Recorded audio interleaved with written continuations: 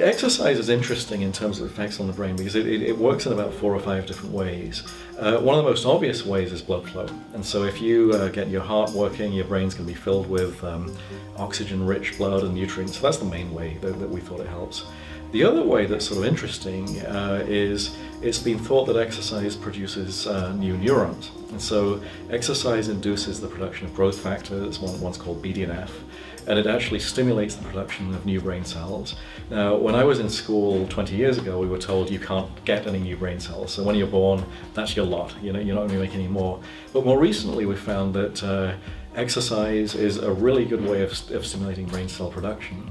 And some of these are functional. And so just this notion that something that you can do can generate new brain cells is a really great thing to think about. So we were wondering why exercise helps the brain. And one theory is it just reduces stress. So maybe it's not that your blood is coming to the brain, maybe you're less stressed, and then, and that was something that imaging allowed us to test. And so we scanned a whole lot of people with high cortisol levels. And so if you're stressed, if you're angry about something, or even if you're stuck in traffic, your cortisol levels can be very high.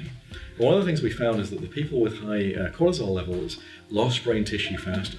Well, that's a serious problem. So as soon as you know that's true, you can look at ways of reducing your cortisol. And so that's a very easy thing to do. I mean, we can get less stressed by exercising, walking, taking breaks. And so imaging established a physical connection between something in your blood, the cortisol that's a sign of stress, and actual physical changes in the brain. And that's very useful to know.